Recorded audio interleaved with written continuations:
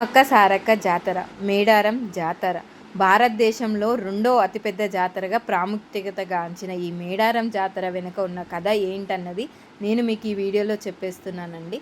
So video ఎక్కడ skip చేయకుండా last వరకు అయితే చూసేయండి. మనకి మేడారం జాతర వచ్చేసి ప్రతి 2 సంవత్సరాలకు ఒకసారి మార్గశిర శుద్ధ పౌర్ణమి నుండి 4 రోజుల పాటు అంగరంగ వైభవంగా 4 రోజుల జాతర జరుపుకుంటారండి. మనకి మేడారం జాతర వచ్చేసి ఈ జాతరకు మన తెలుగు రాష్ట్రాల నుండే కాకుండా బయట ప్రాంతాల నుండి లక్షలాది మంది ప్రజలైతే ఈ జాతరకి తరలిస్తారు. లక్షలాది కంటే కోట్లలో కూడా తరలి వస్తారని అయితే చెప్పుకోవాలి. ఈ మేడారం జాతర ఏ విధంగా స్టార్ట్ అయిందంటే 700 సంవత్సరాల క్రితము 13వ శతాబ్దంలో జగిత్యాలను పాలిస్తున్న మేడరాజు ఒకరోజు అడవిలోకి వేటకు వెళ్ళాడంట. అలా వెళ్ళిన ఆ రాజుకి పుట్ట మీద పులుల మధ్యలో అత్యంత తేజవంతుగా ఒక పాప కనిపించిందంట.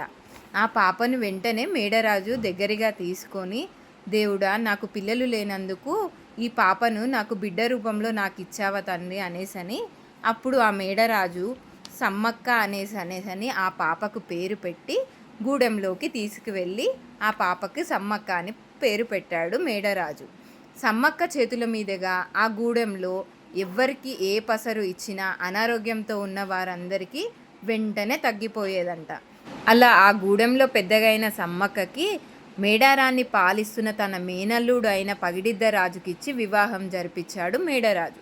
కొన్ని రోజులకి వారికి నాగులమ్మ, సారలమ్మ, జంపన్న అనే 3 పిల్లలు వారికి జన్మించారు.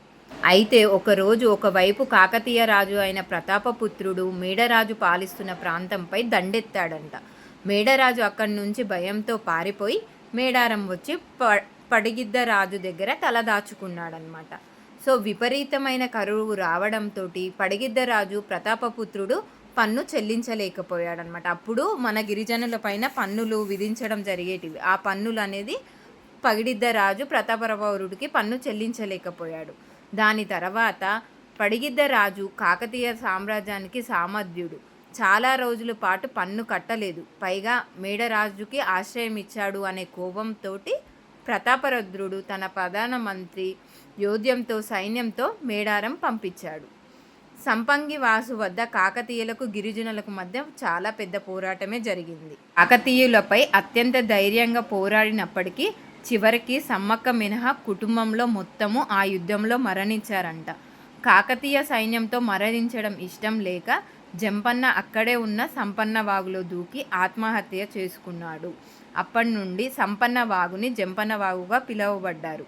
ఈ విషయం తెలిసిన సమ్మక్క ఉగ్రవ్యూహం దాల్చి కాకతీయ సైన్యంపై విచక్షణ రహితంగా దాడి చేసింది.